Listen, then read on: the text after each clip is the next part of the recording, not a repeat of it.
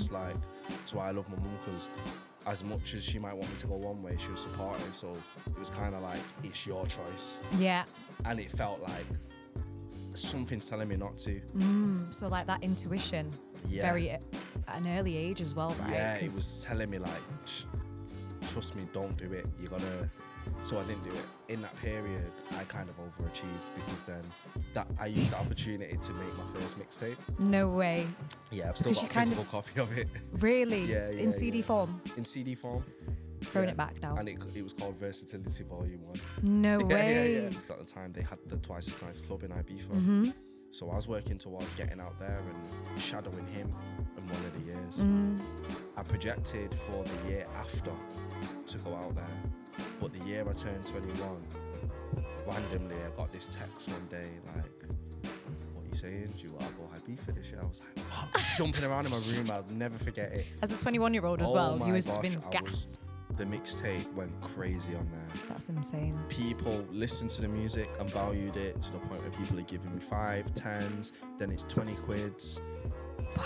Yeah, like 20, 30 quids I'm getting for the tape, like were around me in Manchester. I just couldn't believe it. I'm thinking, how's someone listening to me in Japan? What do you mean? What, in Japan? Africa, Japan, Australia. Next level. New Zealand. My head blown. Hello and welcome to the Pivot Project. My name's Devika. I'm your host for today and I'm with Abnormal Sleepz. Abnormal Sleepz is a multi-talented artist, producer, engineer, rapper, pretty much does everything. Thank you so much for being here today. No worries, thanks for having me. I appreciate it. Yeah. So Abnormal Sleepz, we'll dive right in. Where does the name stem from? I kind of want to ask you that. You know what? I'll answer it because I've been doing my research. I want to know if you got it right. Okay, so basically in school, you were wearing glasses. Yeah. And when you took your glasses off, everyone thought you looked quite sleepy. So that became like your nickname. Yeah. But then when you decided to kind of evolve as an artist, you were like, I can't be putting that I'm a sleepy. It's probably not the look. Yeah. So then you changed it to Sleepz. And then the abnormal side was because you had like a group that you were with. I'm right, Yeah. I literally got it. Do you know what? Brownie points for that. Brownie points for that. Yeah, you know yeah, what? Yeah. Get yourself a podcast host who does their research because now we've got that out of the way. Yeah, man. But you know, with the name as well, like obviously it's evolved with probably you as an artist. Yes, definitely. So can we go backwards first and tell me a little bit about how you became, you know, the multi-talented artist that you are? Well, it's a mad story really because it started really young. So we're talking, well, it first started with a love for music. Yeah. With my household where, you know, nobody in my family does music like I do, but my dad is a DJ. Yeah. So initially it was just like a love for music. He taught me from very young how to DJ on vinyl. This was at like 11, 12. Yeah, I mean, vinyl is, throwing it back a bit. Like the OG way. So I learned a bit about how to DJ. And then in that period, I was also like, when I started high school, obviously in high school, it was very much so like the culture was like everyone used to spit bars on the playground. Yeah. All that type thing. So I was also doing a bit of that. I had like elders that I used to look up to that would write lyrics and stuff, and they sort of pushed me into that. So before I was Sleepz, I used to have this name. They used to call me, what was it, like Maestro? No, really? It's crazy, not many people know that, but yeah, like one of my older friends gave me the name, and then I started to try and spit, and that weren't very good. And then sort of got better in high school. But during that period, my dad, what he would do is take me to all these bookings with him. So it started off with me not having many records. I used to use his records, but also CDs. So I had this little square like CD pack which had about 3 or 4 CDs in. Every time I'd come to a booking with him, he'd be like, play a couple tunes.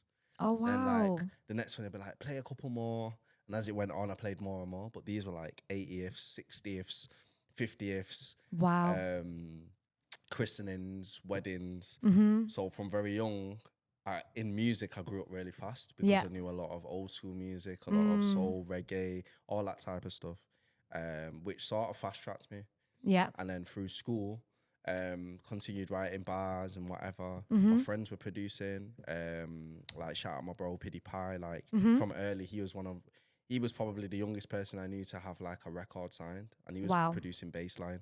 Oh yeah. So we were in like year 8, 9, and he would be going to the rave to DJ. That's crazy. And then school the next morning. So as you can imagine, you're getting sort of like influenced, and you're getting like built up by the people around you, which I definitely was. Then obviously spitting lyrics, became like pretty good at it. A lot of people knew me for what I was doing, but at the same time, me and my bro DJ K. Yeah. So from early, me and him were doing all the house parties in the ends because we were the only people that had equipment. Right. Okay. Do you know what I mean? Yeah, so no one had the decks and the speakers, which I did. Because of from your dad? Yeah. So he would let me use the equipment. He would help us come and set up, and then we'd do all the parties in the ends. That's so cool. From then, as you can imagine, the reputation grew quick. Yeah. So it's a bit weird. It was hand in hand. Fast track, say year 11 now. Work experience. I did my work experience at a studio. Okay, great. And that was with 2 of my friends. So one was Bloke, the other one was Misha B, as we know her now. Yeah. Yeah, so I was with them 2. We did work experience, and that was literally being like a mentor, learning sound engineering bits. You had to produce your own CD and all this stuff. They give you like tasks to do, right? Yeah. In that period, I kind of overachieved because then I used the opportunity to make my first mixtape. No way. Yeah, I've still got a physical copy of it. Really? Yeah. In CD form? In CD form. Throwing it back now. And it was called Versatility Volume 1. No way. Yeah. Because I did half beats and half tracks. Yeah. So half of it was like songs I'd recorded. The other half was instrumentals that I'd produced. Cool. So at that time, I was producing, doing bits and bobs on my computer at home. My computer died a horrible death. Oh, no. I got traumatized, lost all my That beats. is really traumatic. Right. I said, unless I'm doing work at the studio, I'm not producing anymore. So I left my computer behind. And then... That was a lot of work. A lot of hours. Yeah, a lot of hours. And obviously at the time, it's just for fun because I wanted to learn. I didn't want to be like a full-time producer at the time, but I wanted to make my own beats so I could go into school and show my mates and have a little buzz, you know what I mean? So... I love how it's like, very much like, you're spitting bars in the playground. Yeah. You're showing your friends like what you're doing. Like, but back then that's what you do, don't you? When it comes to music, culture, especially in like grime and stuff. But at the time, I loved rapping and I loved poetry, but it wasn't cool then. Yeah, nobody was rapping then because back then it was like, oh, the Manchester accent and yeah. It wasn't cool at all. But I was still rapping over like Missy Elliott, instrumentals and all these type of things on the side of doing grime, which was like the one back then. Like. So do you feel like you had like 2 hats on? Like you had kind of the grime version of you. Yeah. And then maybe the part of you that you really definitely enjoyed and aligned with. Yeah, because at the time I loved grime, but I also had this other stuff I wanted to do, but it wasn't accepted as much. So that was just like in my own time type thing. Sure. But then obviously I did the tape, which was a mixture of things.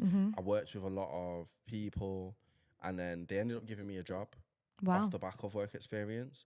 So the studio? There. Yeah. So at 16, I had a job there. Jeez. And then I become like a trainee mentor, sound engineer. So I was producing, doing workshops, doing a lot with a lot of people that were my age, younger, older. Yeah. We were doing like youth offenders, like people that were on tag, like a class full of guys all on tag, sitting them in the studio, but they put me in there because obviously I can relate to him. I'm a bit younger. Yeah. Don't want to get as much, you know what I'm saying? Sure. So I did a lot of work in alongside Cultural Fusion, big up Owen and Barry, rest in peace Barry. I learned a lot there. Yeah. So that was like the other half of stuff I needed to learn. And that's when I really got into engineering. Yeah. So all of this stuff was kind of by force because you didn't have money to just go studio. No, it it's was like expensive, DIY. So I was geared up on let me learn myself. Then I have the tools to do it myself when I haven't got just studio or the time around me. So yeah, I worked there for about 3-4 years on and off. because of funding and stuff, work wasn't always there. Yeah, of If you course. get what I mean. So I did a lot of workshop work for them. I learned so much in that period of time. It just leveled me up. And then obviously I'm in college then. During that time, it's So you had very like long. basically like a full-time job, college. So I had that job there, but it wasn't seen as a full-time because it was only when workshops were on. Got ya. I could go there anytime. But at the time, what I didn't realize is, you know, the workshops paid pretty well. Yeah. Being as young as I was, I didn't understand the value of money like that. So I'm just like, I'm making money, but I was like, oh, I'm making quite a bit of money off these workshops. Cool. Yeah. But when they weren't there, they weren't there. So it meant I was in college studying, did my A-levels, and the You ideal... study music. I didn't do music. I never studied music. So you. This is what I'm getting to. What A levels did you do? I've never studied music. I did business, media, and English literature. Okay, still relevant. Yeah. Still relevant. Still relevant in a way. Yeah. But I never studied music Oh, okay. at all. Everything I learned from music was either through my experiences, the studio, or just learning myself. And was there a reason for that? Yeah, I didn't want to. In a sense, I slightly didn't want to learn things by the book and just do music, because then what happens is I'm putting all my eggs in one basket as well. And in my head, I was like, all right, I know mum wants me to go uni. I've got the smarts. Like I'm not, like I'm okay. Like academically, I can get my grades and da-da-da. So I was like, keep your options open. Yeah. Because at the time, I didn't want to work a normal job. I really didn't. I was avoiding it like the plague. It was very, very late before I got my first proper job. Really? Because obviously I was doing my music stuff. Remember, I was DJing. So at that time, at this time, I'm able to do parties on my own. So Nice. I'm doing like parties in like areas like through word of mouth, like Hale and all these bits. I'm doing like all right, so you're getting a little bit more. So I'm getting nice little wedge. I give my dad a little chip off the top to take the equipment. Wow, okay. And I'm making a bit of money through them. So as much as, you know, in times my mum's like, get a job, I didn't need one because I was like doing the music thing, grafting a bit. Yeah. You know what I'm saying? You're DJing doing in a bit Hale, of everything, so. you know, so got all that out of the way. Then I met this guy who essentially become like my producer. We had a sound together. We then had a duo. Yeah. During that time, it was like coming out of college, through college, second year, going forward. I joined him and we made about 5 mixtapes, and that's 4 or 5 mixtapes, and that's what came out. We had a lot more music. So we had this thing, Mac and Sleeps, which was very much like our brand. It was like boom bap, hip hop. Our style is our style. This is what we're doing. Nice. So during that period, obviously, I stopped like producing because I didn't need to. Yeah. Obviously, my computer broke down. I'm like, unless I'm not doing it. Can't be bothered. Like, it's a sign. It's a sign. I'm not doing this is it. So I could focus on my artistry and then do my DJing stuff on the side. So we made a lot of music. We had this brand that kind of gave me like this was like my next chapter where I started to get known a bit more. Yeah. People already knew me, but started to know us a bit more. Yeah. Through the music we were making. Funnily enough, I met this guy and I already knew of him because he was a very relevant bassline producer. Right. So in that world where I knew a lot of the producers, I didn't know him, but I knew of his music. Then I randomly met him at my other boy's house one time. Yeah. Which turned into us making a load of hip hop. It's crazy, isn't it? Those kind of serendipity. Mad. It's crazy, honestly. So yeah, by that time we'd done a few tapes. One of them, notably, Image Not Available, did really well. This is before streaming and stuff. And I think fast forward, I'm like missing little chunks here because we'll be here forever. But fast forward, I then landed a job in Ibiza. Yeah. So during this period, I started to work, obviously, a couple of jobs. I was like, what are you doing? Get a job. And I'm like, just doing a few bits. I'm doing my bits. I'm making my money elsewhere. Yeah. You know what I mean? You were doing like portfolio career before it's become this trendy thing. Like, just getting, and in my head, getting your bag here, getting your bag here. Yeah. I didn't realize what I was doing though. I was just grafting. Yeah. And you know, you do the legit stuff, you do a bit of the naughty stuff, you do this and that. And obviously I grew up in Moss Side, so my upbringing was what I didn't realize back then, my upbringing was very different to the average normal child in terms of what I went through, what I seen, what I experienced. Yeah. So in that, I'm just like, I love music. On the side, I'm kind of in the streets as well, doing my bit of graft.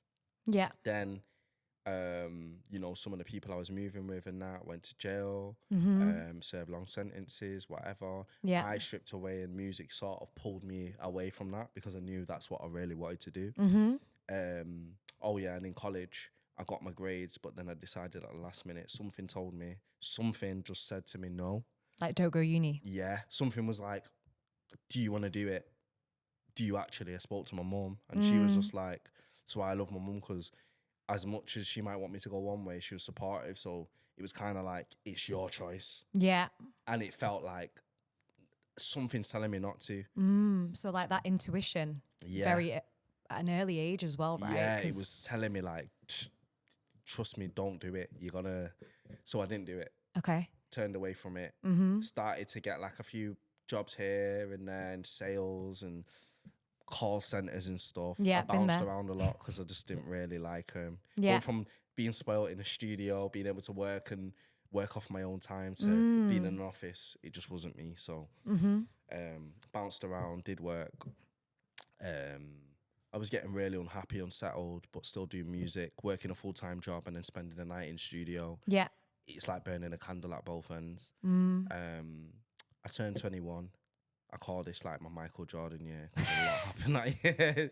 So much happened, yeah. Like things were changing. Yeah. Even down to the music I wanted to do. I started to just think about like where I wanted to go.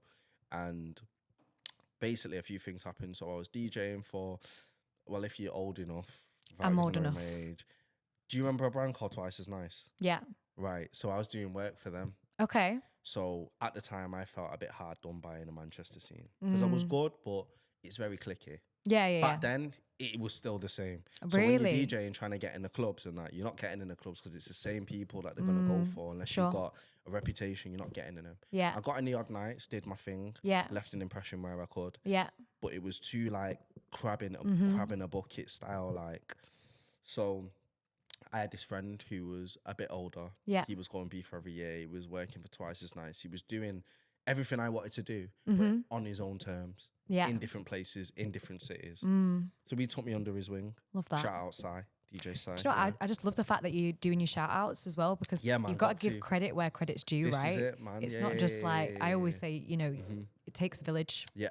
It takes a village. 100%. How are you going Ibiza on your own? Like, you need, you know. This is it. And I'll never say, oh, I got here on my own and did this. Yeah, no, it took a lot of help and people around me and influence and obviously decision making. Yeah. And for example, me taking myself out the loop to work under my guy Sai was one of the best decisions I could have made. Because with that, he showed me a thing. He was like, I was like you. They weren't letting me in places, but you hear me. And at the time, he's one of my favorite DJs as well. Wow. Because like wherever I heard him, I thought, he's sick. Why is he not everywhere else? He showed me, look, you could do it this way. Yeah. Just work your way up. There's different places that will want you. So in a sense, they give me like a few trials, and then I started to support the Twice as Nice gigs in different cities. Yeah. So I got to like do gigs, and you had like your Artful Dodgers and that on the lineups, and you know what I mean? So to me, being a bit younger, I was buzzing. Yeah, I bet. And I was working towards going out, because at the time they had the Twice as Nice club in Ibiza. So I was working towards getting out there and shadowing him in one of the years. I projected for the year after to go out there. But the year I turned 21, randomly I got this text one day like, what you saying? Do you want to go Ibiza this year? I was like, what? I was jumping around in my room. I'll never forget it. As a 21-year-old as well, you must have been I gassed. Was gassed up, jumping around thinking, no. But the thing is, it was funny because it wasn't set in stone. Yeah. He said to me, oh, yeah. Because I was working a job I really didn't like at the time. And he was like, but you've got to go through our process. It's not just you in the pot. There's other people. I was like, cool, whatever. Yeah. I'm just going to try my luck. So the owner of the actual club, he was rebranding that year. And basically they had a short list of DJs, recommendations, and this guy was calling everyone. He called me and we had a chat. He was asking me about me, and he just wanted to know what I was up to. And he was like, right, I'm doing interviews. So we'll figure it out. Send me your mixes and whatever. And then I remember he got back to me and it was between me and like another person. Right. And at the time, there was also like a load of people in Manchester that were a bit older than me and had experience that were on that list as well. And then in the end, fast forward, he ended up picking me. Wow. Right? Which pissed a lot of people off. Sorry, I've sworn. No, Yeah. you can swear on the podcast, by the way, because I think I've sworn in every single episode. Okay, and so I think it ticked a lot of people off. Yeah. Right? But it is what it is. The young buck coming up. I ended up getting the job. And at that point, I was like, oh my gosh, I'm actually about to travel on my own for the first time. Say this is in like early May. It moved very quickly. Yeah. So then I had to get all this money together. Then I was going to quit my job. I was doing clothing as well. I was doing everything. I had a clothing brand as well. I dropped that. Mad. Put that on pause. I dropped everything basically. I was like, I need to go. So in the end, I ended up managing to go out to Ibiza. I did my stint there. Yeah. Absolutely enjoyed it. It was like first time going away alone, living alone. It was basically uni, right? But just a couple of years later. Just a couple of years later. Well. And mind you, I had the uni experience through my mates. Oh, yeah, okay. So like I was in Liverpool a lot. Oh, really? You get Yeah, me with classic. my boy D. He had uni there. I would go see him every weekend. I'd be up there because I was doing a few gigs up there as well. Yeah. So I got my uni experience Oh, did just you? without being in there. So I got a nice little break there. Yeah, you know what I yeah. mean? So yeah, I went to Ibiza, did that, was amazing because it was the first time I actually had to properly do like a solo. Like this is you gotta go out and put your pants up here, you gotta be like a man, so to speak, and find an apartment, never done it in my life. Yeah. And do all these things. So yeah, that was a great opportunity that I had. Did my thing there, stayed there for a few months, come back. And at that time, because I was working 7 nights a week, Okay. so you got the odd day off. You're a if you grafter, imagine. aren't you? That's kind of the Yeah, like thread. Yeah, like I graft a lot. I just had to learn to hone it in a bit. You know what I mean? 'Cause Yeah. sometimes you can run yourself down. No, we want to be booked, busy, and blessed, but we don't want to be burnt out. This is it. That's my 2025 So, yeah, motto. Yeah. I missed something out. Okay, again. go on. So during that time, I was also hosting raves for BPM. Okay. So shout out to you and that. Yeah. Phase 1, Darker, the whole lot of them. They brought me into the fold because obviously I was still doing the grime thing. So where they had raves, that's where I met my boy Farrow because he was their main host. I've come in to accompany him and then I've been like the second MC. Nice. So I was doing raves every week with them, every BPM, every month, whatever, Manchester, London, wherever we would go. And I still had a lot to learn. Yeah. So just before I went BIFA, I also got shouted for SBTV. So yeah, rest in peace, Jamal. Yeah. Amazing person. Got to meet him. So I did SBTV and I was like, oh my gosh, this is crazy. I'm going out BIFA. My SBTV's coming out whilst I'm abroad. Do you get what I'm saying? Yeah. I literally, because I remember like watching all the SBTVs like back in the day though. That's mad. It's mad, like it's ingrained in 21? history. I was 21. 21.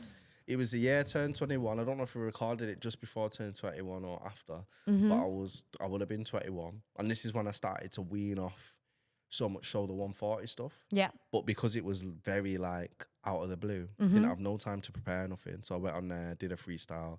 I personally didn't hate it, but it wasn't what I wanted to do because I was rapping then. I was like, I want to rap, but I ended up doing like, he just pulled up a beat and we just done a quick freestyle over a grime beat. So I was like, cool, I'm on there anyway. Yeah. Turns out I was the first one of the Manchester ones that he put out as well. Really? And I was like, I was doubting myself, like, oh, I didn't do too well. He chose to put mine first. So I was like, okay, everyone mad now. Yeah. I'll just do it. Everyone's just pissed off with you, aren't they? Yeah, like good job you were going to Ibiza for a bit. I know, just the literally. cool down moment. I just had to go and do my thing. Yeah.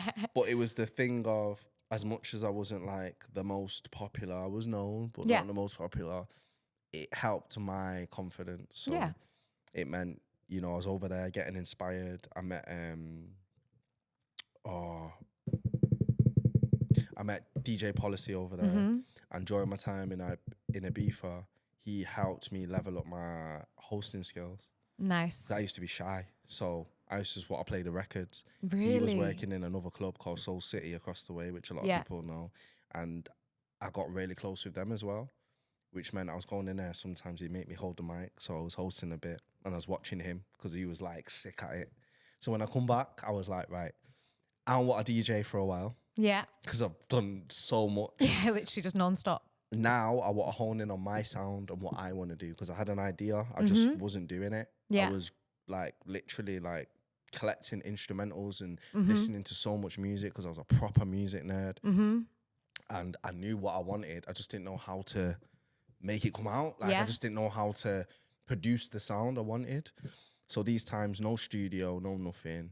Obviously, I was still doing bits with Mac, but that's when I started to do my own thing. And I started to just focus on me. And then with that, I continued doing BPM, which I got better at because I learned some stuff from Ibiza. Yeah, the hosting. Yeah, exactly. And then that's when the concept and the whole idea was built for Mixtape 1. Yeah. Which is literally where I'd say my career properly started in music. It was already there, don't get me wrong, because by that time I'd done how many tapes and all this stuff. But when I say being recognised and first like seeing of building a core fan base, it came from the style that I adopted through Mixtape 1. So did you feel like that was like your pivotal moment? Yes, that was my pivotal moment. Slide it in there. You see what I did there? Yeah. Love that. But I love that though. You've kind of, from early on, you've been DJing with your dad, spitting bars in the playground, you know, doing the grime thing, went to Ibiza, came back, and you're like, right, I need to really like figure out who the fuck I am. Yes, exactly that. And get that out to the world as well. Exactly that. So where did the name come from? So I went on a bit of a journey during this time. Okay. I was very much so... Very curious about this journey. Very curious in spirituality. Yeah. There was a lot of things in life I was going through as well. But I found that where I drifted away from, say, like religion, so to speak, I was raised as a Christian. Yeah. But it got to the point where, you know, you start to think for yourself, think yourself. And even my parents and stuff, they weren't as into going church and the traditional stuff as they once were, because they even had their own questions and things. Yeah, of course. It's a journey, isn't it? For me, I got really interested in Buddhism. I did a lot of research and I was very much so infatuated with the concept of meditation. It was just a thing that I was just roped into. Yeah. And then it started to work its way into my life. So some of the values I took from that, I implemented in my life, and it sort of just made me turn a corner in a sense. So I was doing a lot of meditation. Really? Yeah. I was Before doing meditation was even trendy. Yeah, this is like, honestly, I was doing so much meditation. That's and so cool though, before. I was treating it like gym. Yeah. Because I would challenge myself. So where I would learn the concepts of meditation, and it's not just sitting down and umming. Yeah. Like you can meditate anywhere, in any which way you find comfortable. For me, I challenged myself. So when I was with my boys chilling and we'd be in the gaff chilling and smoking and doing whatever, I used to put myself in the most challenging environments and see if I could zone out in them environments. Really? Just to challenge myself. And my friends will tell you that I used to sit there, be chilling on a Friday night, and I'd say to them, right, I'm just going to lock out for a bit. And I'd sit there and I'd just, music could be on, I'd be jamming. I'd get into my zone and I'd just meditate whilst they were there. Wow. Just to see if I could just block everything out and just put myself in this. It's really intense. Yeah, but it's a skill as well to be able to do that. Man. Like I've tried. I'm trying out here. Do you know what I mean? And I put my balance app on sometimes, and This is it. it's only a 10-minute one, and after 4 minutes, I'm like, your brain drifts off. All these thoughts. This is it. But it is a practice, right? It's a practice. So because I'm the same. I get distracted really quickly. Yeah. And it was something I wanted to hone in on as well. So I just tried my best in trying to do that, and it was really helping me. It changed me in ways that I just couldn't imagine, and it put me on this path. Yeah. Where I'm a very thoughtful person anyway. I started to find like meaning and purpose in some of the things I was doing. Yeah. Which obviously then affects the music. Yeah, it's very like, obviously I've been listening to a lot of your stuff recently, and it's very kind of introspective and it is very poetic, you know. Yeah. And I know that that's kind of like what you put out, like hip hop as well, and like soulful beats. Yeah. All of that. It's like, it's weird because like I listen to a load of music and when people ask me about my sound, it's hard for me to put a genre on it because it's a mixture of everything I grew up on. And when you listen back, you sort of start to grasp that, oh, it's a fusion of things. But one thing I tell you is in my music career, in terms of like where my music took a turn as well, that added to, you know, the substance of meditation and stuff, was it came from one of my really, really, really close friends. So someone I've not properly spoke to in years now, but you know, they were very close to me and they kept it very real with me. So there was a point in which they said to me, they were like, because they really listened to my music and it really took me in, but they were that was the one person that said to me, you know what? It's crazy because you go through so much and you have so much experience in life and so much that you go through, and you're doing this thing where you're rapping all right, yeah, cool, but and you're not lying about anything, but you're not being fully truthful about everything. You're scratching the surface. Wow. You get me? And a lot of us do that. Yeah, of in course. Music. Yeah. We talk about things passively as if it's like or in a way that makes you think it could be you, it could be anyone, or it's a bit vague, isn't it? It's vague. And I was great at doing that. I was so good at doing that. But she was like, I know you and I know all the crazy stuff that's happened in your life too. Why don't you be more like heart on sleeve in it? And because it was someone I really respected, I listened to him. Because it's a really hard thing to do, to just come out with your business. And I'm a very private person anyway. So doing that through music was like, uncomfortable. But I tell you what, the minute I started to really release, that's when the game completely changed for me. Wow. I wouldn't be here today if I didn't actually make that decision for me, because that's really what I wanted to do. Yeah. Rather than just speak about on the surface stuff. And just like the same thing as everyone else as well. You know, and doing that really allowed me to pour into myself and then convert that into the music that I put out there, because it was also like therapy, which I didn't see at the time. It wasn't on the mind as therapy. It was just like a release. So coming back to the point, it was like the meditate, when I learned to start to give myself more, there was two sides of it. So I started to get back into poetry. I was writing a load of poems that used to help me write. With my poems, started to put some out there. Yeah. But then I was like, what if I merged this? What if I rap poetically, but it's like in a way that makes you feel like you're caught between the worlds. You get the best of both. So I did a track called Conversations. And that's like another like tipping point. Because that's like it's like poetry, but it's on a song. Yeah. A weird beat. It was like what you call like future soul. It's like what people would listen to as Soulection now. Yeah. But at the time, it was like the SoundCloud things. I feel like you've been doing things like before they've become trendy. I don't want to like be like, oh. I don't want to gas you up too much, but I feel like that it sounds like there's a bit of the truth. Trend setting. But actually, I will say, quite a few years ago, I actually did a poem on a beat. Yeah, man. Just saying. So. And the thing is, there was people doing it. Don't get me wrong, because you got like. Even down to like some of the music I was taking in, like Flowetry and that, like, you know what I mean? There were my influences, Erica and that. So where I'd rap, I listened to so much neo soul. Love that. It was like, it just went all hand in hand. Like it was just things I was just interested in. So where I'm listening to these people, I introduced it into my music, and then I was into these beats that were kind of weird, but I liked them. And it was like a lot of the earlier producers, like when I cottoned onto the Soulection sound and stuff on SoundCloud. Yeah. And like this really like wavy, like soulful stuff. I just got so into it. I just collected so many beats that were like left field. And in my head, I'm like, the world's not really ready for this. So I could put it out and no one will blink an eyelid, but I really dig it. Yeah. So I did it anyway. Love that. The meditate came from, and it's mad because I won't even be able to tell you the name of the concept now because it's so long ago. But there was a concept within Buddhism that I was looking into. The 10 paramis. I don't know if you pronounce it that way, but there was another name for it as guys. well. Love that. So with that, there was all these different sort of, what do we call them?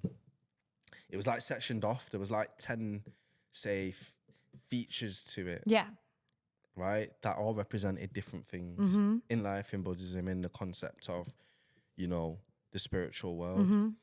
And I looked into it and all the points just sort of resonated in a way, and it just gave me this idea. I was like, wow, this is sick. Yeah. What if I created a project that reflected this concept? Wow. Song by song. Not directly, but it's influenced by this concept. That's so cool. So I took that concept and I says, all right, 10 tracks. I've got 10 points here to touch on. And I use that as my guide. Wow. So then I put, obviously, the songs together. And at this point, I didn't have studio. I didn't have a budget to go off. I was recording it everywhere and anywhere. So I used to have this mic. It's like a lot of people using for podcasts now. They're called Yeti mics. Okay, yeah. They just stand up. They're really bulky. Yeah. So we had one of the older ones. Years ago, right? I used to carry this in my backpack everywhere. Heavy. So when I'm going to chill at my boys, I put it on the dining table in the middle. I'd be recording ideas there.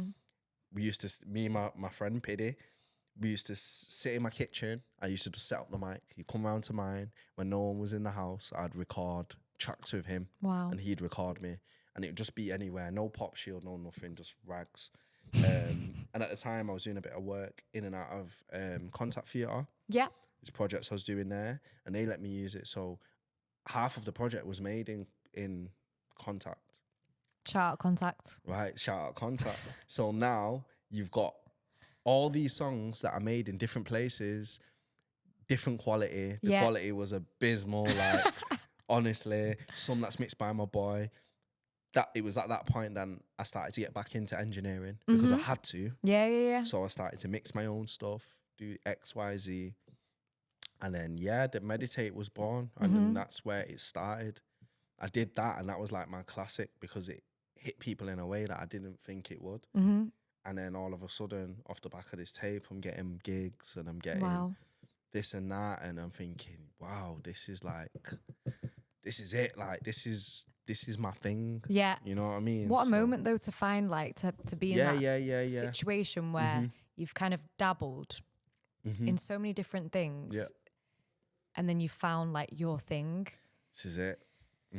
It was like a real, like, light bulb moment that just... a light bulb moment, literally. Yeah, like, and to bring it to fruition. It's also just a testament to show you can do what you put your mind to. So when I realised I could do that, and I'm looking back at my history so far, and I'm 21, 22, and I'm thinking, I've done quite a lot for my age, I'm not going to lie. Yeah, even though I'm not blown and gone to I'm doing quite a lot of things. Yeah. And I wasn't mad at it. So then, if we jump forward, I done Meditate 2. Yeah. Now, Meditate 2 was the game changer for my solo career. Got ya. So to this day, I still put that down as probably my most successful project to date. And that is what literally put me on the map. Like, beyond Manchester, beyond Moss Side, like beyond Moss Side. Yeah. Started from Moss Side, now we're here. Yeah, man. That's like that tape did it for me. Yeah. And there's a reason to, because I knew there was things I needed to change. I tell this to people all the time. Like, people look at me and they see he's got studio, he's doing certain and people think like it's silver spoon business. Like, I just come up and I had studio and all this. No, like, end of the day, I told myself this quality isn't enough. I've not learned enough to mix my own stuff to the degree I like it because I'm a freak about quality and I'm hearing my favorite artists sound this way. I want to sound like this. So then shout out 24K. That's bro. Obviously he lives in Moss Side 2 around the corner. And even before music, like, that's people's, right? But he was like, of all the people I had around me in terms of like engineering and producing all that stuff, he was a person I was looking up to. Like, I want my sound to be as clean as that. That is just amazing. Right. But at the time, I realized you have to invest in yourself. There's no way you can do anything without investing in yourself.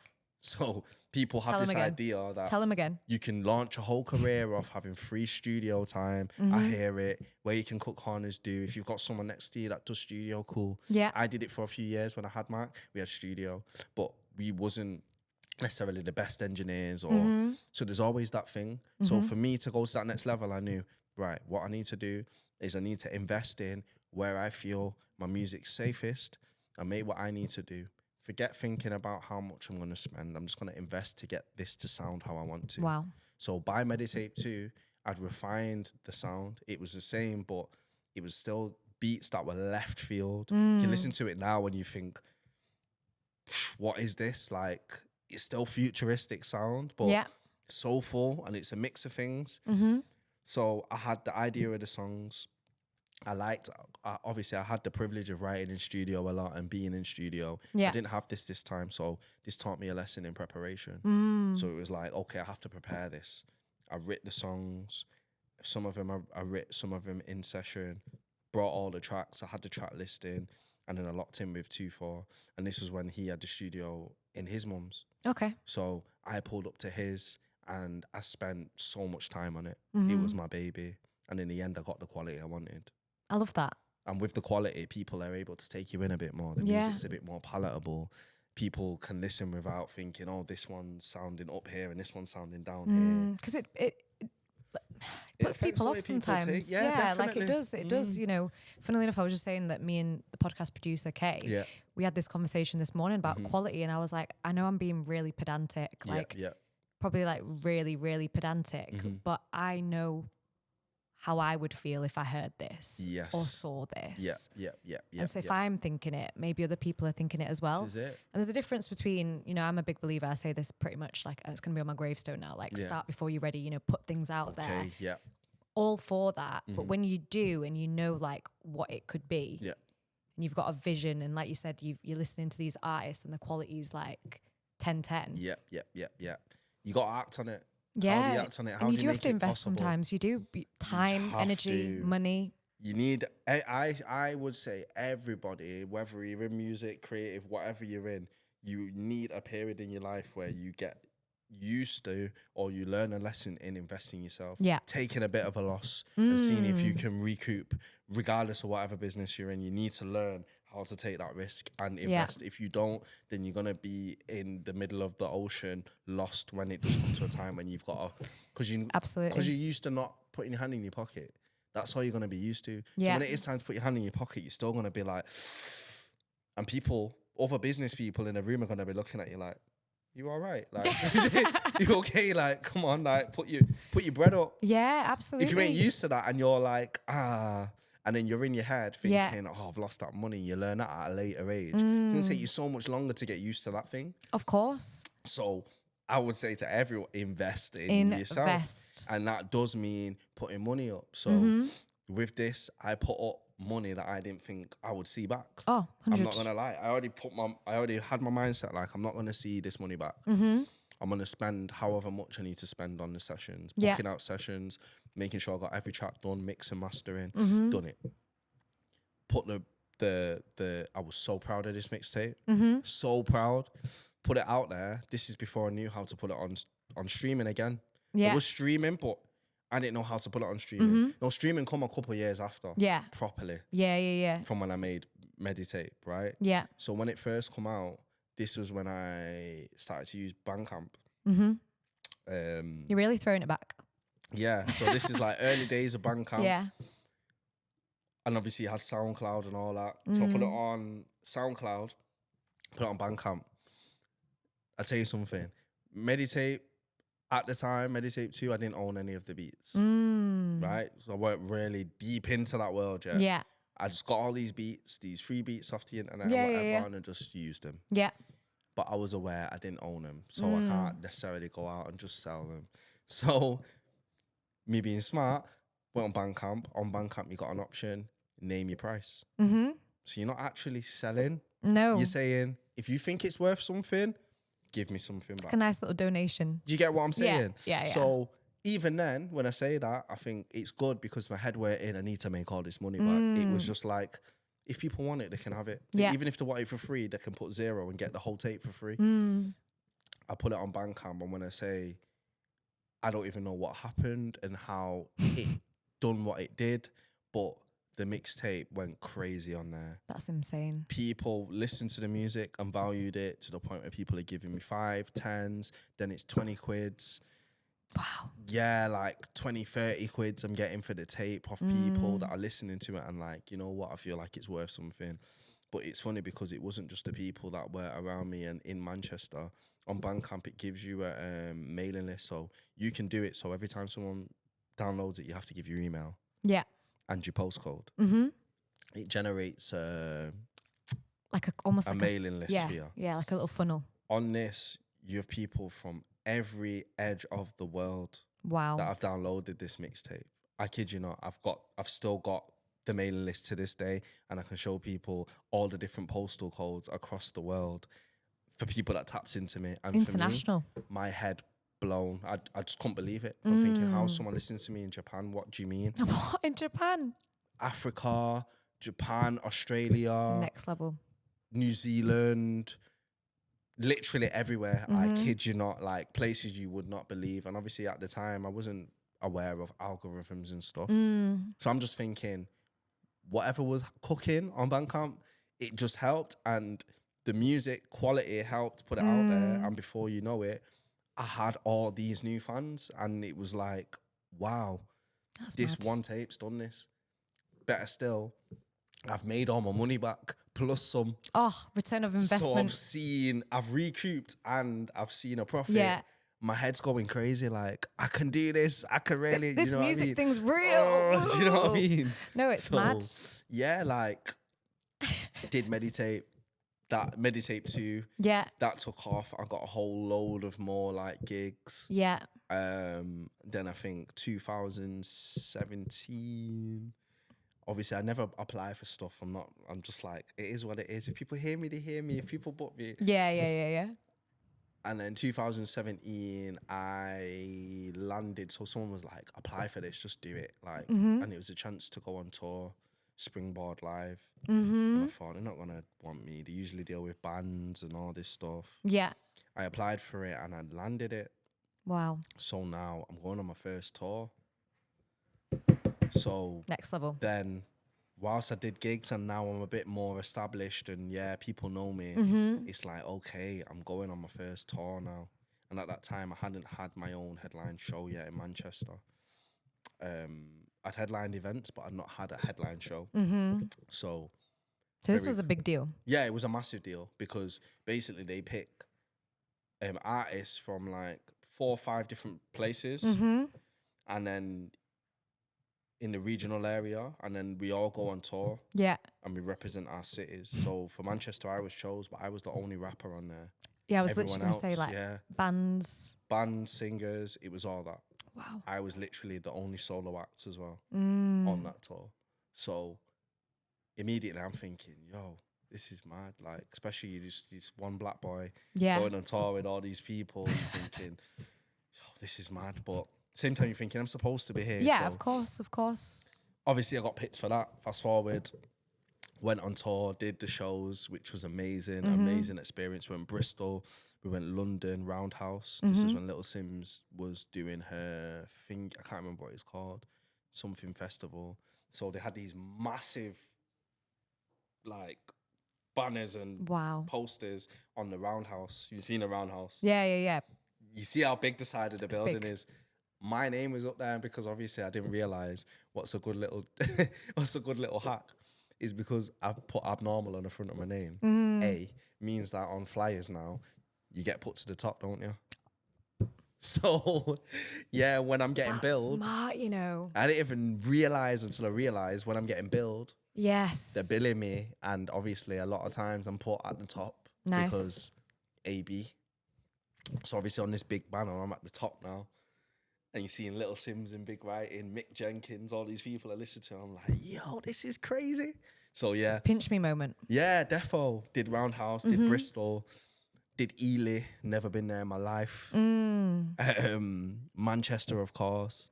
You can't not do Manchester after that. I remember.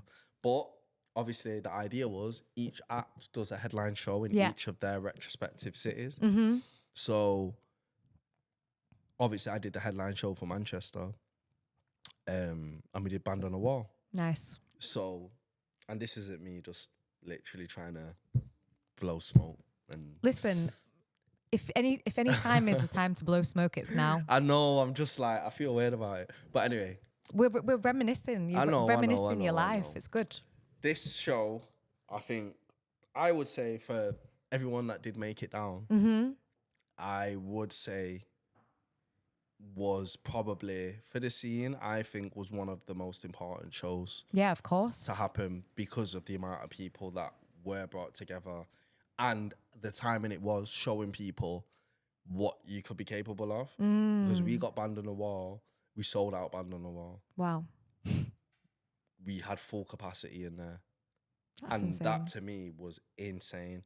Of course. Furthermore, it was the first time that my parents had seen me live. So wow. whilst I knew I did music, they didn't take that serious. You know it's just that music thing. That music thing. I know he's doing all right, but he DJs and that, so he does all right. But as an artist, he makes music. They didn't really listen to me. But when I was like, I'm going on tour, they were like, oh, wait. So they started tapping in. Yeah. To my music, like listening and all that type stuff. So I did Band on the Wall. And that show was probably like one of my most favorite shows of all time because it was just crazy. I brought out so many of my mates to perform alongside me. That's so good. We had everybody and everyone and the dog there. It was mad to see Band on the Wall that packed because I've never been on a stage and felt that was like that pinch me moment that you dream about, where you're seeing all the lights and you're coming out to stage and everyone's honestly. And I think for the tour, not being biased, but I think it was the best show. It was just lit because obviously it's rap as well. It's a bit different. Yeah, of course. The crowd's a bit different because I've got a lot of my people in there. The energy's going through the roof. Money energy, you know what I mean? So we did that show and honestly that filled me with so much confidence. And then the rest of the year just looked amazing because then I was just getting booked left, right and centre. I went back to London so many times. I was here, there, everywhere. And, you know, we put on a great thorough show. Yeah, that was a very important year. And then, like I say, from there, fast forward, it wasn't until the year after or 2 years after, it wasn't until that point, so late in my career, that I got my first MacBook. No. This is what I'm saying. Are you joking? God as my witness, my first MacBook come in 2018-19. I've only been producing and I've only been full-time producing and engineering at the level I am and stuff for like the past 5 years. Wow. Which isn't long in comparison to how long I've been doing music. Yeah, of course. And that's the bit everyone don't really know, is that I only got my first MacBook then. No way. And that was the same year I got my first studio. I can't believe it. So at that point I got my first studio and my first MacBook. I got my MacBook first and then I was taking it everywhere with me. And that's when I got back into producing. Okay, because you were like, you know what? I'm going to... Yeah, I was like... We're going to write off what happened all those years ago. And we're going to get back into it because everywhere I was going, it was Mac. Yeah. If I go on Contact, I had to use Logic. So I learned how to use that anyway. Yeah. Then producing-wise, I realised... So one of the beats I used off Mixtape 2 was an American. One of the tracks that was with King Kai, pick up him. We did Boys in the Hood on Sam Gruthro on his instrumental. Obviously, I'm thinking, little me, I'm all right. We put this out, put it on SoundCloud as well. It did really well on SoundCloud. Wow. I'm thinking, what's going on? And I remember, because I didn't know all the legalities that I do now, the producer, he's from America, he messaged me on Facebook. Oh, no. Oh, no. Goes, yeah, so I'll just send you all my details. And my heart dropped. I was like, oh my gosh, he's on to me. And obviously you're seeing like the tracks doing really well. Yeah. He's like, yeah, so I'll just send you my details. And I was like, oh, I was like, yeah, sorry, mate. I just, I don't really know. And the thing is, he was like, nah, I love the tune though. Really? And he reposted it. He did all that. But the funny thing is, he didn't ever take my details because I think he just wanted to make an example and just scare me a bit like, look, bro, this is the way to do things. Sure. Took my I instrumental. bet that was a bit of a learning curve as well. Massive because one. Nobody really knows that until they're like, Yes. they're doing the thing. Can't just take people's instrumentals. And obviously I did it in a way where I wasn't selling it on social. No, yeah. But obviously it was name your price, and then it was doing really good. So to him, he was like, right, obviously I'm asking for my cut, but I don't really want my cut because you're still a little man. Yeah. And obviously there was blogs in America that had done write-ups on the tape and the song. No way. You know? So the song did really well. But anyway, coming back now, obviously I don't want to take people's beats, and this sound that I want, I've still not managed to harness it. The only way I'm going to do it is by producing it myself. Yeah. Again, DIY. So I'm going to relearn my production skills. And that's when I started to relearn. So I got my studio with HMD, Handy, my brother. Shout outs to him. Me and him shared a studio at Islington Mill. We were there for a few years, and in that time, I just made it my obsession to just learn to produce at a high level for myself, but then I fell into doing it for other people and also engineer. So because I already had done a load of workshops and that, I figured it's a good way to pay the rent. So I'm going to start putting it out there that I'm doing sessions for people. These times when I'm recording my serious stuff, I'm still 24K, he's in the same building. Right. Up the corridor. We're all in this hub. And whilst I'm still in my mind of quality, until I learn, I was still taking my tracks to his. I had a studio, but I was still spending money with him. That's how serious I took my craft. Again, you got to invest in yourself. Because I knew, as much as I'm looking after other people, there's a certain level that I want and a certain sound. So I was still booking my sessions to get some stuff done while still mixing some of my own stuff to compare in it. Yeah. Because I'm a student of the game always. So at that point where we're in closer proximity, I'm sat in the studio with 2-4 and Light Tech as well. He's absolutely doing amazing stuff. Shout out Light Tech. Sat in the studio with these people just watching and learning. And with that, took my lessons, taught myself stuff. And before you know it, I'm starting to get sessions and it's paying the bills. Yeah.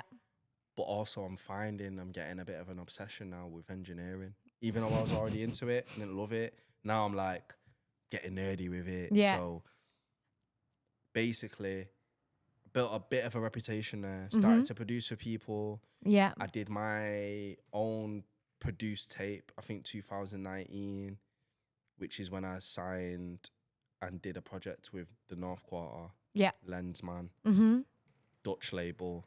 They were D&B, but I was doing a lot of rap features for him. First time I got put on vinyl properly. So full circle moment. So I learned to produce, done all that, made a load of tunes as you do, spending night and day in studio. He loved my stuff. Ended up doing that, signing the paperwork over in Amsterdam, which was a place I went a lot anyway. So it was like a dream, full circle. I'm sat in Dam now, about to sign a little record deal. Wow. To do an album with this label that I love. So we did that. My reputation's getting high. I'm getting more clients. And then fast forward, did the album. Everything went well. Moved out of Islington Mill to where I'm at now in Ancoats, Pollard Yard. Shout outs to them. I was working a part-time job for Ticketmaster for years. No, during really? this period, yeah. Because whilst I was still doing bits and bobs and gigs, I was always scared of letting go. So these times, 2-4's left his job, but he's doing it full time. I'm thinking, yo, it's a sick leap. I'm looking at him like, yo, one day. Yeah. And then like a couple of other mates are doing it, and I'm thinking, yo, this is crazy, but I don't think I can do it. I need like just something to tie me over. Yeah. And as the years went on, I was lowering my hours, lowering them. So in Ticketmaster, I had... Shout out Ticketmaster. And everyone in the office, because they supported me as well. Wow. And even when I needed to go on tour, I was with them from them days. Nice. And when I had the tour, even though I shouldn't have had the time off, they allowed for me to go on tour in that period. So That's shout good. out to them. Shout out. So because they kind of supported my thing, I had a contract that wasn't like anyone else's in the office. And then it got to the point where I was only doing like 13 hours a week, and that was unheard of in there. Yeah. We changed all the systems. Nobody was on part-time. I was. So I had this contract where I'm doing like 2 days in a week and it was barely anything. But from the start of me taking on clients and building my own studio now, I'm at a different point now. I've leveled up some. Yeah. So now I am mixing and mastering my own stuff and putting my stuff out. I'm no longer paying for sessions. I'm now producing for a lot of people, and then I'm getting off the back of the tape as well. First time people's heard me produce a project from top to bottom. Yeah. Now I'm getting people in.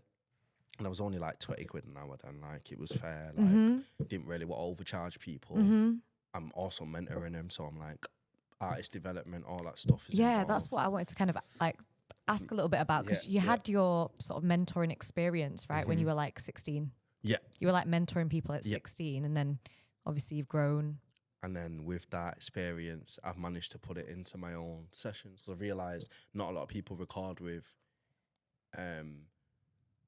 engineers that are also artists. They're on both sides of the field. So I'm thinking that's an advantage there for whoever's coming in and recording. They've got the artist side and they've got the engineer side. So they know I care and I can help them in different aspects, right? Is that, do you kind of do that to kind of give back as well for like all the people that like mentored you? And oh, 100%. Is that kind of why that kind of artist development side came in as well? I feel like... You're not just there to kind of mix and... Do you know what it is? I like to say I'm a very integral person and I genuinely care. Like, I just really care. I care so much. Yeah. And it's like... I mean, that's the thread that ties it all together. You care about the quality of the music. This is it. You care about like the people that you're around. So of course it's going to bleed down. Exactly. And it was one of them where like, when I was younger, there was only a select few elders that I had support me. And it didn't come from the people that you would expect. Yeah. I.e. being other artists in the city and didn't have that. Yeah. Like at all. Apart from the odd people, like I say, your Owen and Barry. Then you had like Chunky, my guy. He went my high school. Obviously, he's a couple of years older than me, but he was the one that was egging me on from day dot on the school bus. Love that. He was the one person that would come out and find me. He would say, "You're the guy.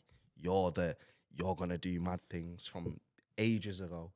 So it's like people like that.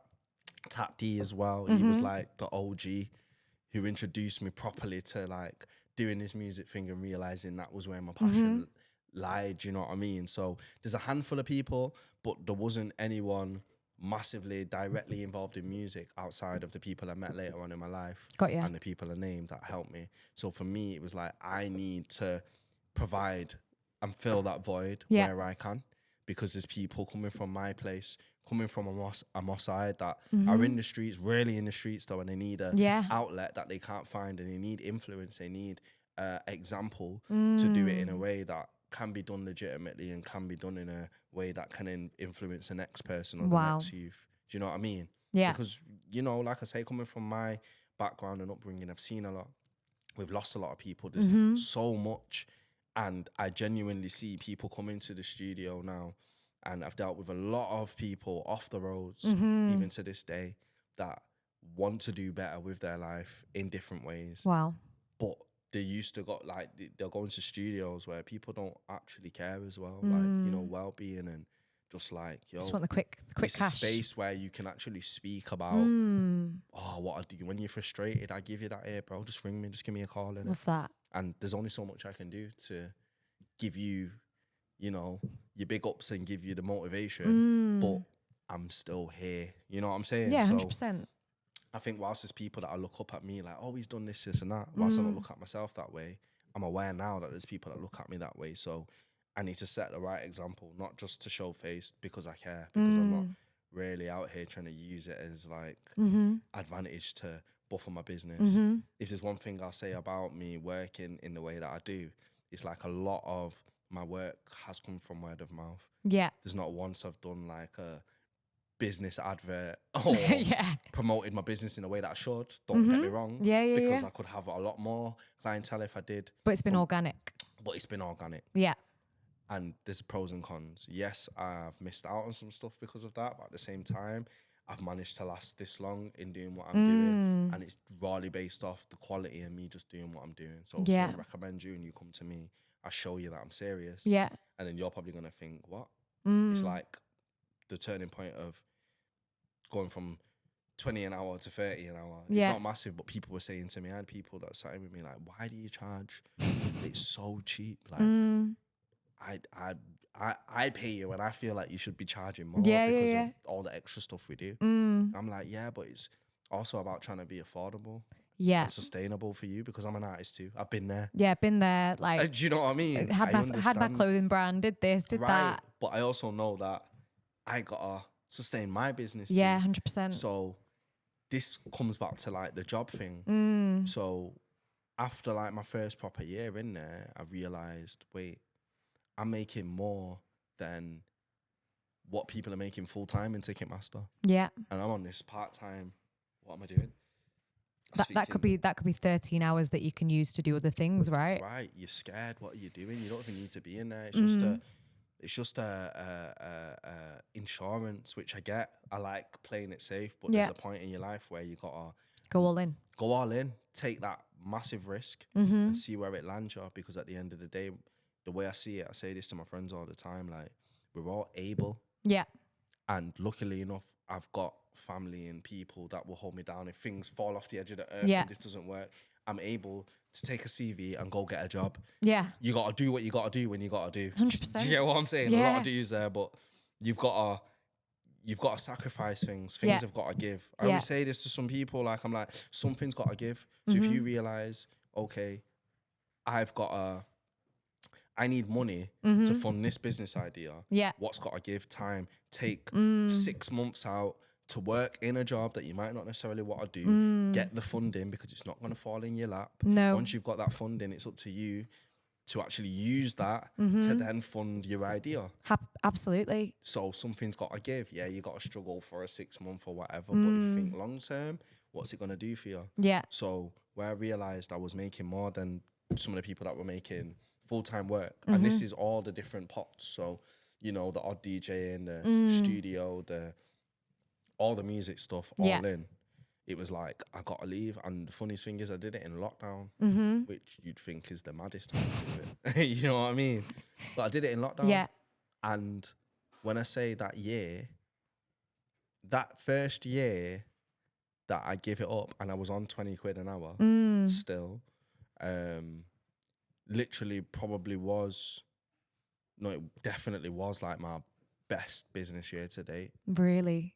Like, when I did my first tax year and I looked back at what came in, I was like, wow. That's awesome. That is crazy. But the thing that gave was that I was doing 12, 13 hours in the studio, which wasn't healthy. Like, every day, like, you're in there top to bottom, taking on 3-4 sessions. Grafting, doing like crazy hours. Obviously it affects your ears, your time, your sleep, your health. Because that same year I had crazy depression. I was at the lowest point of my life that year. Wow. But musically, in business and in my own personal music career, I probably had on paper one of the best years I've ever had in my career. Yeah. Which is a mad dynamic. Do anything about my situations until I hit rock bottom. Yeah. And obviously people are always like, you don't always have to learn the hard way, innit?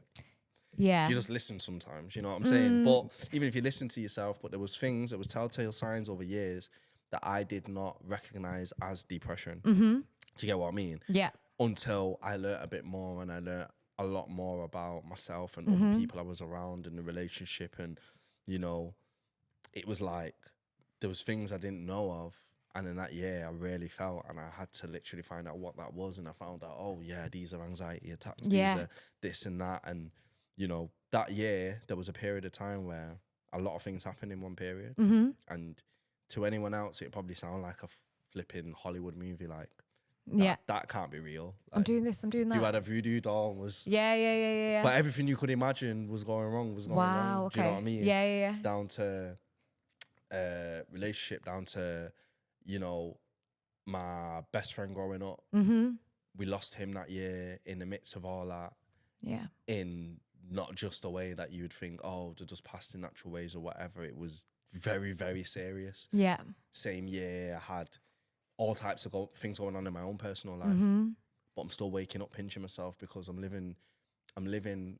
I moved into that year. I moved into my a new place on my own, modern flat. Like I'm looking around, like pinching myself. But it's not Moss Side no more.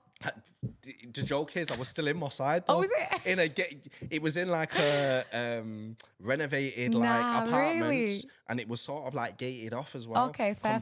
Brewery. It really not. You go in there and you think you're in two worlds. Yeah. But again, there's the attachment thing, being close to family and that, the attachment thing. Right, okay. I took my mind out, but I didn't physically take me out of Got the you. hood. That's why I always say to people, like, there's parts of you that you struggle to take yourself out of the ends when you're really, really attached to it. And No, of course. especially when there's trauma attached to it. Yeah. But I literally was still in the ends, in this modern place, thinking, well, I am in a place where I'm happy, but I've still got the balance, so I'm still in the ends. Like, it's weird. Like, It's funny. you know? So Yeah. I was still there, but I was like in a space where I was like, yo, I'm doing all of this like full time off my own back. This is amazing. This is like the moment of me waiting to get to this point. Then there's different levels to that point of which you're at. So me hitting that point was like super proud, but at the same time, I'm also like, yo, I'm not good. I'm really, really, really, really, really not good right now. Yeah. So when it hit the fan, obviously everything changed because to add in there, obviously earlier on, I was deep into my meditation, all that stuff. Yeah. And through the music, people hear it because I'm very honest, but I fell out of love with meditation. Got ya. I stopped meditating as much. Mm-hmm. I stopped doing so many things, and I found it was important because sort of after that period where I started meditating and stuff, there was not just because of me, but there was a mad rush of all this spiritual music and meditation stuff. And like you say, it got trendy. Listen. It got trendy. Spirituality. And then it was spiritual like... baddie. Spiritual baddies. All of this. All of that, you know what I'm saying? That come about, and a lot of people were performative. A lot of people started putting it in music, but then it made me think, because I'm not trying to do it from a point of being preachy. I'm not trying to preach. I'm talking about my own personal experiences, and you can learn off that, and you can decide to look into that and do what you want to do in it. But because I was that deep into it, I said to myself, being authentic to myself and the ideology that I'm following, it's like everything I'm doing is for me. It's inward. So whilst I might speak about it in my music and stuff, I made a conscious decision. I'm not going to push it or preach it on people. I'm not going to put it out there as a, you should do this anymore. It's for me and it's a personal thing. So I made sure that it all came inward. Right. But you still felt the essence in the music. Yeah. It's not an easy thing to do. It's not. It's actually not an easy thing to do when you realise you can't be preaching or saying one thing and then not able to do it. Like, and are you even acting on them things? Yeah. And so, you know. I'm putting my hands up. I've been there sometimes where I've been like, yo, you need to be, you know, validating yourself and your self-worth. And I'm like, okay, but am I actually doing the homework at home? The homework at home, that's it. Do you know what I'm saying? Before you're telling the next person, 100%. What am I doing for myself? Yeah, so in times I felt like I was struggling, who am I to be preaching about meditation? And if I am doing meditation, I got to the point where it got so performative online that it started to annoy me. So I didn't want to tell people about my meditation No, journey. you wanted to kind of like detach. Yeah, because people already associated it with me. Yeah. Because of my early stuff. You people became the meditation. see me as this spiritual being and all teaches all. But I'm saying to people in the music though, I'm not perfect. No, I'm not. Yeah. I fell out of love with meditation for a hot sec. I'm sat here and I'm not meditating. No, I'm not. I'm dealing with it in other ways. You're going through a hard time. Do you get me? I'm going through a hard time, and even when I'm not necessarily resolving that with meditation. But what I am telling you is... I was about to make a bar then. Go on. Not with meditation, but with medication. Okay. Jeez. I don't know what happens every single time I get on the pod. I become a rapper. I think you are. I'm a poet. I'm a poet. I am a poet. You're a poet at heart, to be fair, you know, so it makes sense. Listen, watch my mixtape is coming soon. Anyway, go on. But yeah, so it's like, you know, learning to take accountability for yourself and feeding inwards rather than outwards is so key for anyone that's even interested in spirituality and stuff, feed it inwards, because when it becomes performative, you start to lose yourself anyway. Yeah, 100%. You got to question, why are you doing this stuff? And are you doing it from a space of you're setting the example? If I'm not setting the example and I'm not in a healthy routine of meditation and self-love and helping myself, I'm not going to preach that. Yeah. I'm going to talk about the stuff that I am actually going through so that people can relate to that. And I'm going to tell them I'm trying. Do you get me? Yeah. I'm trying. I know I'm not really meditating like that in a minute, but it's in the forefront of my mind. And it's something that, you know, I'm conscious of and I'm trying to do better with. Yeah. And, you know, that lends to the honesty again. If I'm honest with myself, it's easy for me to be honest with you. Yeah. You know what I mean? 100%. So, yeah, like I went through a big period of that. I crashed out. I hit rock bottom. Realized a lot of stuff about myself, went on a little journey, and you know, life, even since then, that was 2020, right? We're in 2025. I'm still rebuilding blocks. Yeah. You know what I mean? Absolutely. I mean, But for that period of time, I have been working full time on the business, helping other people. I've had amazing people that I've met, amazing opportunities. Luke Fiasco. You know, we could see what I'm saying. I've missed so much out. Like Lupe Fiasco. Yeah. Lupe Fiasco was an amazing one. I think one thing I love about performing is sometimes when people don't know you're turning a crowd, like winning them over. Yeah. So like you had Mike Righteous on there as well. So the crowd was very specific. It was very political. It's very, a lot of people were there to see him as well. Yeah. And you got little old me on the stage. Whereas I can honestly say that show, we shone out and we won the crowd over. Yeah. Like we definitely won them over. And from that, there's people to this day that follow me because of the show, which is how it should be. Yeah. But they really connected with The music. performance Yeah. and the music. So it's like supported Lupe Fiasco, which was amazing. That year I crashed out and lost my head.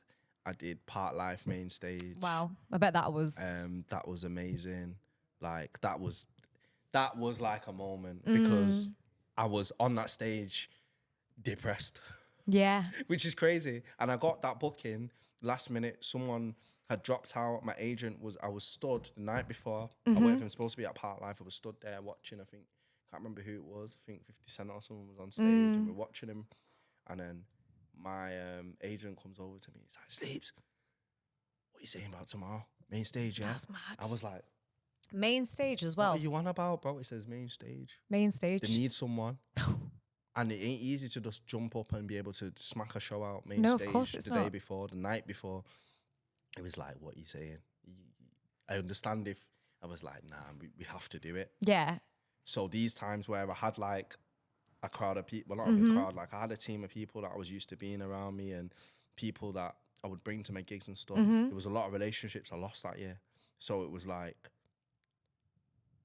I'm now about to do one of the biggest gigs of my life and I've not got my usual people around me. I've got but one person, shout out Darker. He's been my DJ from way, like, obviously we become closer through BPM. Then he was like, when I was doing my tours and stuff, he was my DJ. Nice. Still to this day. But also he sort of like manages me as well. Yeah. Like alongside me doing my thing. Like he helps with all that stuff now. So it's full circle. Like he's been riding with me from day. So I definitely got to give him a massive shout out. Shout out. But yeah, we so the next day, so I had to go home because I was anxious, I was scared. I was like, yo, main stage tomorrow. I've not got a set list. I've not rehearsed. No time for none of that. So I was like, yeah, I can't stand here no more. I'm feeling weird. The boys are looking at me like, look, he's quiet. He can't even speak. And I'm like, I can't. Like, I get on that big stage, that same stage I got to get on, where you got the likes of Skepta and that are on there the same day. So yeah, I went home, worked on a set with him. The next morning I was up and at Part Life That's main mad. stage. My dressing room was attached to Charlie Sloth's. Like all this stuff was happening and I'm like, this is actually wild. And the only time I'd been Part Life before that was to DJ. No way. So it's like I DJ'd there, then I done that performance and then I ended up doing like the next couple of years on like smaller stages. But you know, that was crazy. Yeah, few notable performances. And like I say, since that point, I've done a few headline shows. Yeah. The launch party for Kaleidoscope, like Yeah. that Mint Lounge was probably a that was a massive show because I had legends literally come up and support me out of pure love. Like I even had Zeus on the bill, Wow. Children of Zeus as well. Like shout out them boys, and that's another thing. I've actually DJ'd a few shows for them. No Been on way. the circuit with them. I've done so much. I've done like I played for him at a few gigs, and Yeah. I joined Tyler and Connie on a few of their shows, which was amazing. And then you still had time to like model as well and do all these big brands. Do you know and what? like, The brand stuff as well, like. how did that even come about? So it's all mainly attached to the music. Okay. So them campaigns that I've done were all attached to music, me as an artist, which is even more amazing. Yeah, it wasn't because like, oh, we just like your face and come in. It was like, we like what you're doing. So I think the first big one I landed was JD and Timberland. That was sick. Yeah. So we did like the whole video thing. They filmed in the studio, Islington Mill. And did you enjoy that as well? Because you're obviously someone who talks a lot about quality and Oh, I loved it. even in terms of like your music videos, they're very much vision, artistic. Yeah. There's a level of quality that goes man. into it. So is that kind of the same thing when you were working with these brands as well? Like, It was nice to alleviate some control, just be like, okay, this is what you got planned, because they have a whole idea and concept of, depending on the campaign you're doing, they'll have a whole workout of what they got to do. So, all right, we're going to put you here and we've got an idea for a short clip where you're going to start a little studio session. Yeah. You're going to film you. So they filmed the studio at the time. I produced like a backing track for him. They did all that, followed us around, and then we did the shoot at Islington Mill. So it was cool to bring something like that to an establishment in Manchester. yeah, of course. You know what I mean? So we did the Timberland thing. We had like one of the big old CEO guys in my studio sat and doing his meetings on his laptop, just using my studio as a green room. Like it was a bit mad. Obviously you get free gifting and all that. And then, other stuff I've done like, I've done flannels. I brought flannels to Moss Side, which I'm super proud of. That's an achievement, isn't it? Yeah. Massive one. I modelled a few things. They did an interview with me. They come to my studio where I'm at now. They did a whole piece on my studio and me and what I'm doing in the community. That's awesome. You know. And community is a big part of what you do, right? As well, like very much like I try my best to do where what you're I from. can. This is it, yeah, man. The community, Moss Side, and even surrounding areas and above and beyond, just do what I can. Yeah. So we did that with flannels, where we were in Moss Side, in Hume, and the studio. They looked after me really well. I've done stuff for. I've done a little one for Ray Nephew. I've done Size, as you know, which was amazing. That's one of my favorite campaigns that I've done. It was so fun. The pictures are just proper, like I always say, it gives me Tyler the Creator vibes. Yeah. Do you know what? The clouds and the I was thinking. Yeah, man. Which kind of makes sense as well, because again, like everything you've spoken about is just really like honing in on your craft, being obsessive. Yep. Which is probably quite Tyler the Creator vibes as well. Yeah. What would you say, like, what's next for you? So obviously you've got the studio, you're mixing, mastering, all the terms that I don't really understand. So I think maintaining, still looking after artists, looking after the integrity. Like I work with a lot of young artists at the minute as well that I truly believe will be stars. Wow. Like in later on in life, they'll be absolute stars. But I'm happy to just fill the small void of being a stepping stone. I'm not bothered about being, I done this for you and I done that. I'm literally happy to be a stepping stone, because that's what development's about. If you can come my studio and end up somewhere bigger, I'm buzzing for you. Yeah. So it's like maintaining that. I think last 2 years I wanted to do a bit more on the event side. So like the last headline show I did was at Yes. I was my own promoter for that. Love I that. had no help.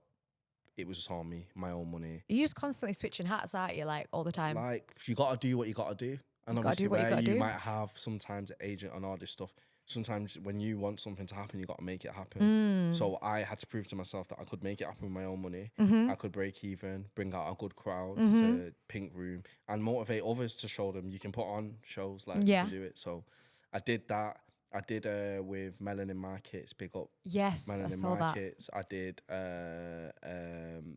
like a day of like mental well-being and activities and performance. I spoke with Swiss about Black Pound Day, and then I did a live therapy session as well. Wow.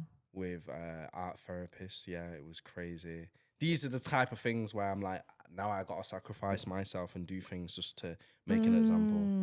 And that was one of them. It was a massive thing to do, but we did like a live therapy session. A lot of it was just about breaking down the stigmas of therapy,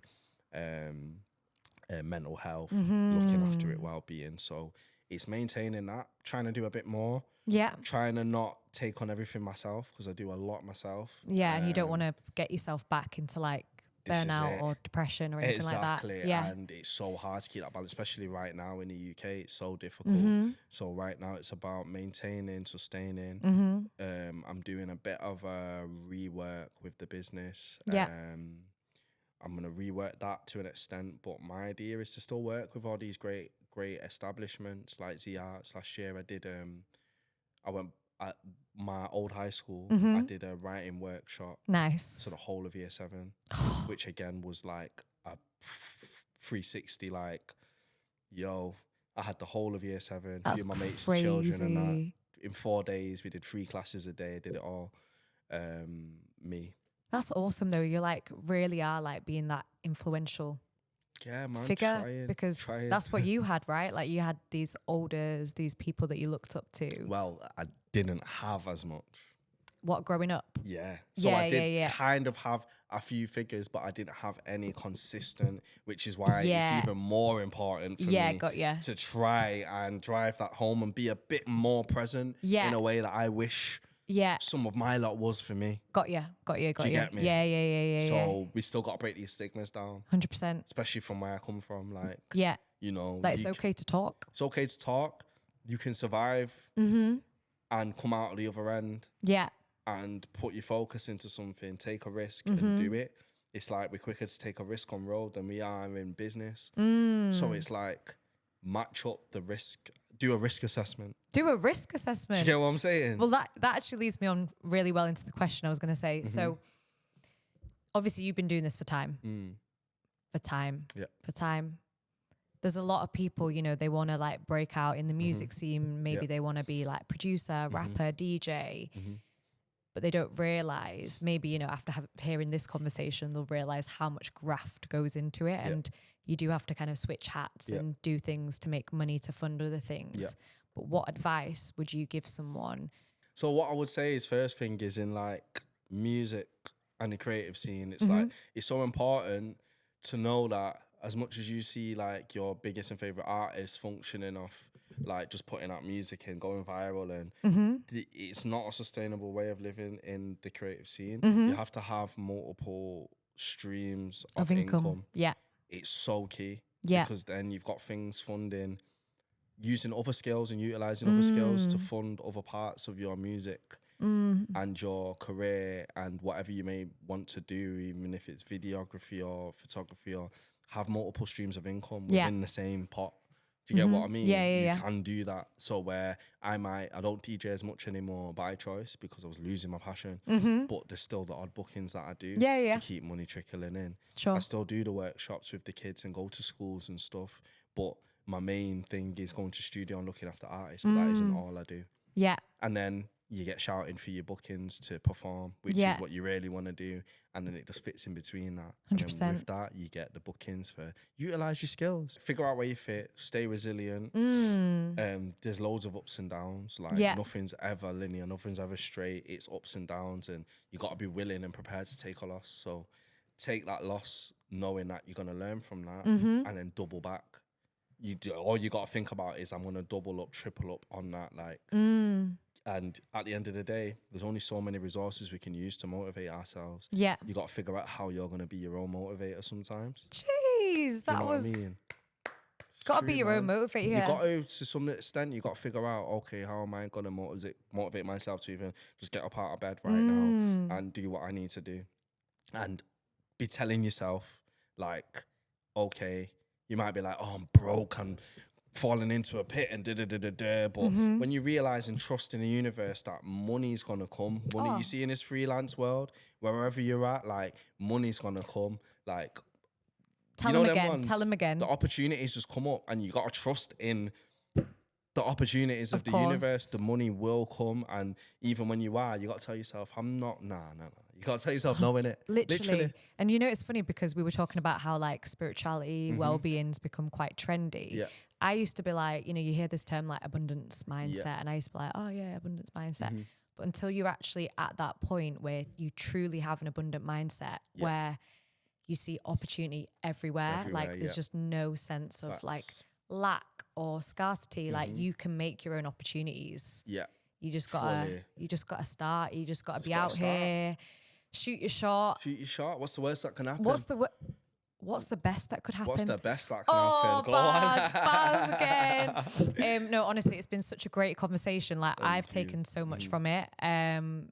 Master your craft. Because sometimes you ain't gonna have the money to outsource things as well. So if you know how to do it, master it, learn with what you have in front of you. 100%. And then if you do got some money, invest the money, invest in yourself. Invest just little trickly bits and just sit on YouTube and learn that thing that it's there for you. All the information's there. It's free. In back in the day, it weren't all there. It wasn't all there. Now there's literal blueprints. All I do is actually, this is what I do, by the way.